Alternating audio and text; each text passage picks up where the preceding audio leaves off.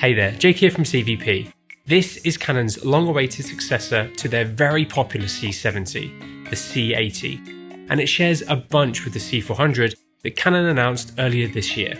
So in this video, we'll be taking a look at the C80, comparing it to the C70 and C400, and explore why it may be the best new owner-operator camera on the market.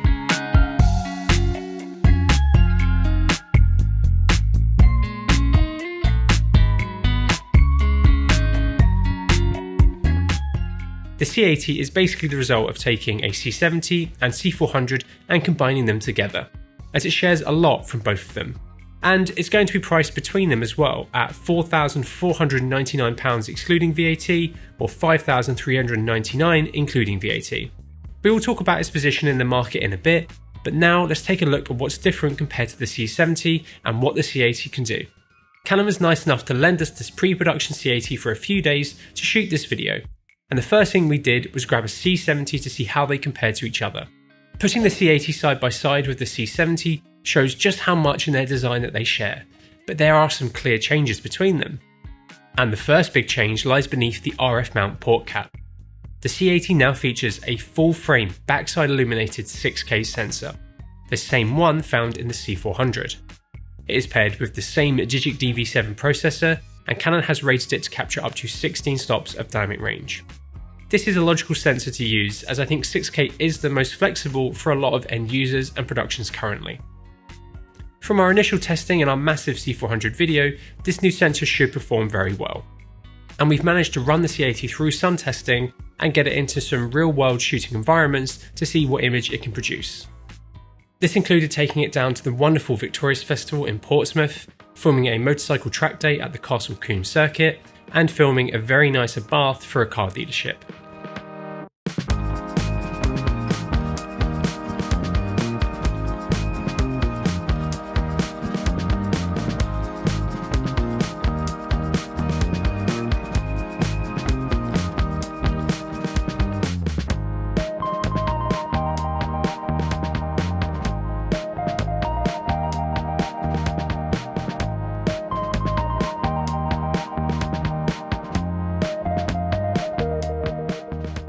The images that the C80 can capture are unsurprisingly very similar to the C400.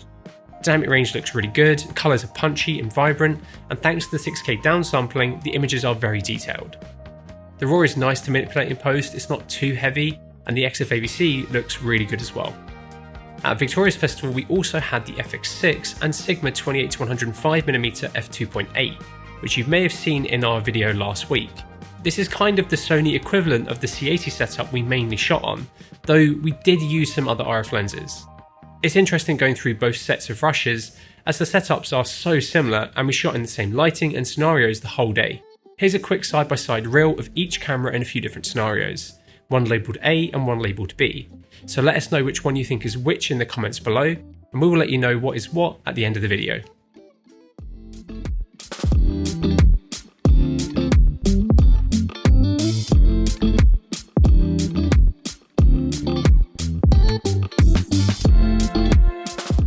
The FX6 does look like it handles highlights slightly better and is a touch softer.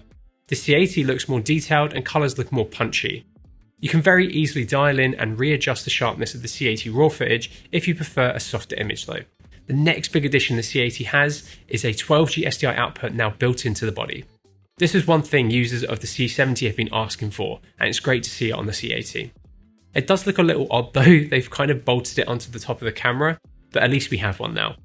Within the menu you can choose what tools and overlays you would like across each output, and you can define the resolutions here as well. An SDI output was one of the biggest things that people asked for the next C70 to have, and it's great that Canon have listened, and it now means that the C80 can be used by a few different productions that a C70 may not have worked for. The rear monitor has also seen some change. It's brighter than the C70s and features a reworked physical design. The C70 was known for its hinge becoming loose over time, with some needing to go into service because of how wobbly and unreliable they could get. The C80 has an updated hinge design which feels much more robust, so fingers crossed this issue won't happen with this camera. It also has a lock for the screen, which should again help with the reliability of it. This is a solid change, and overall the monitor should be a great improvement over the C70s. Physically, it's around the same width and depth, but is a little taller than the C70. They are very similar in design though, so the C80 will work great for a handheld operation, on a gimbal, or even more rigged up for shoulder or more traditional cinema workflows with the right accessories. The top and bottom of the camera have changed quite a bit as well. On the bottom, we now have an improved mounting layout, which means you'll be able to mount a lot more tripod plates directly onto the camera with 2 screws without needing an extra base plate designed for the weird thread layout that the C70 had. This is a great change to see, as I was very critical of the bizarre C70 thread layout. On the top, we can see the addition of Canon's electronic hot shoe and a reworked handle attachment section. The new hot shoe will allow you to use a range of Canon's existing accessories that use it, including their mics and Tascam XLR adapter, though this adapter will clash with the included top handle.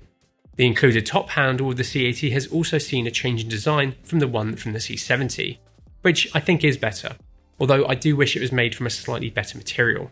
I would love to see a handle from Canon that uses the hot shoe and this new mounting point to give control to the camera via a top handle.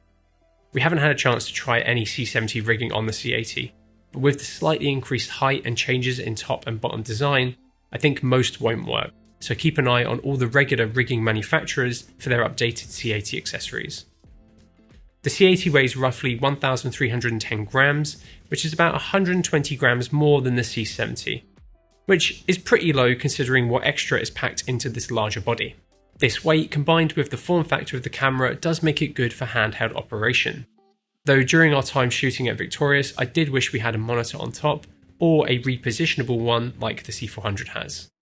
But the camera really is a great size and weight for shooting for long periods handheld, and its size does make it decently inconspicuous. We actually managed to get the C80 on our RS4 Pro a few times across the different situations we shot in. I even managed to get the 24-105 2.8 on there as well, but it did get a little shaky sometimes. The C80, like the C70, is weather resistant, not weather sealed, which is partly because of the exposed cooling system. Though while at Victorious, we got caught in a heavy downpour, and the cameras did get pretty wet before we got them into our rain covers.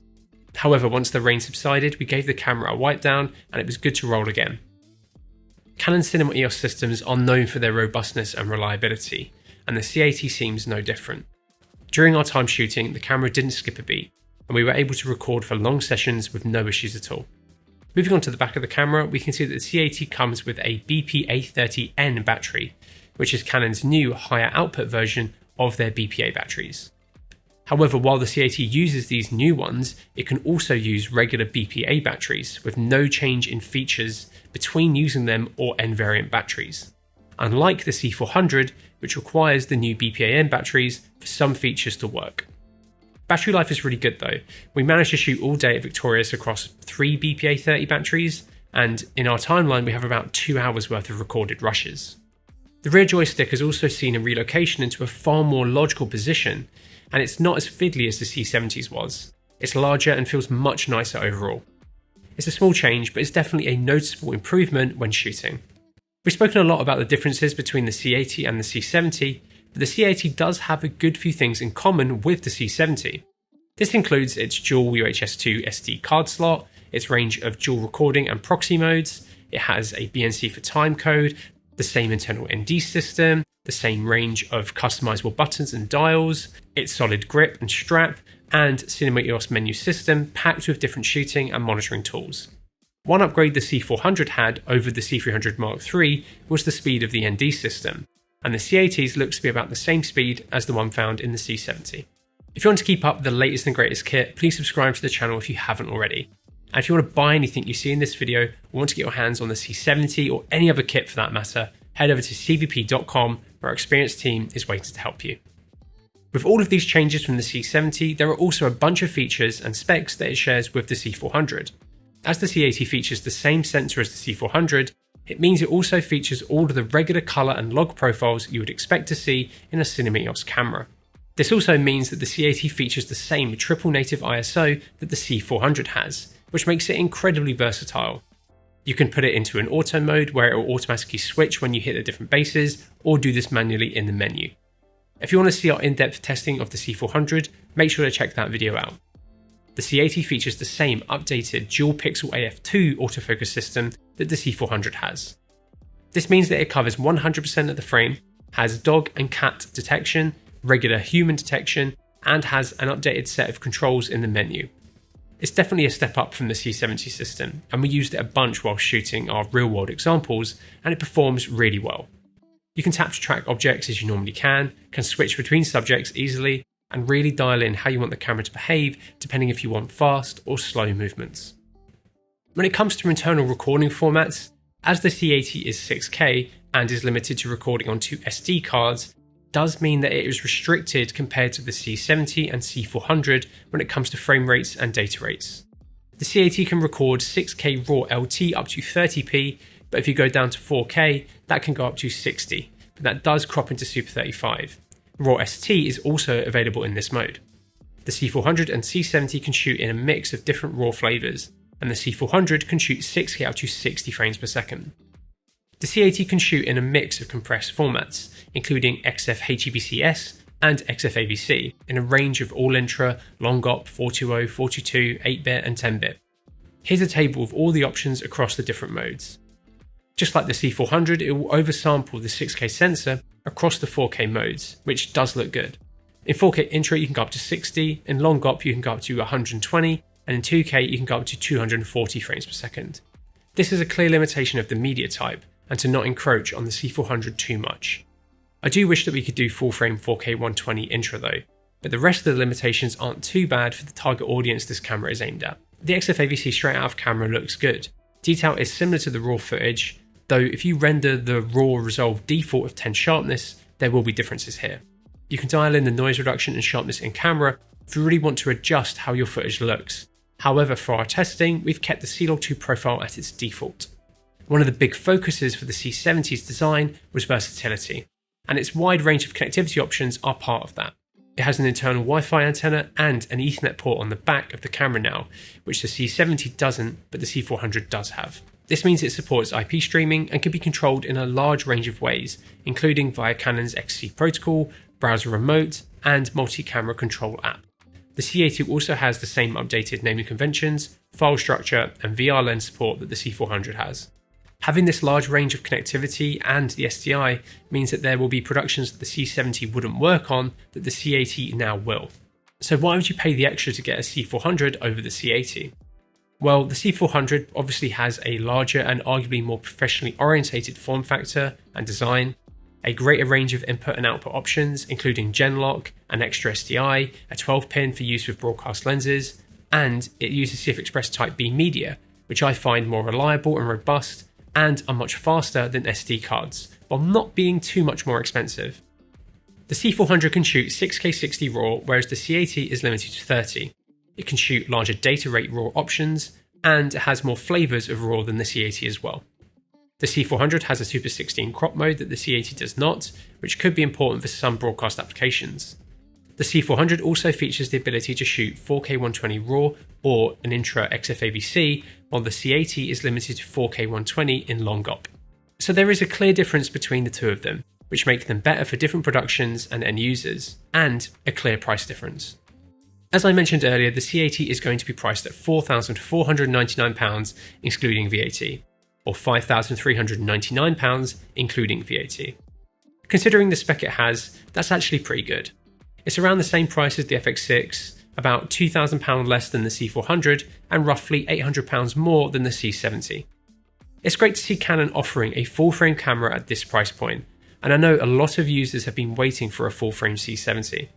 It improves on the C70 in pretty much every way apart from the sensor, where I think both have different pros and cons. I would personally love to see a Super 35 version of the C80 using the fantastic GGO tech inside the C70, but with all the other great improvements the C80 has. I think they could complement each other very well. We are planning on creating some videos comparing the C80 with the key cameras in its price bracket, so let us know in the comments which ones you want to see it compared to in those videos.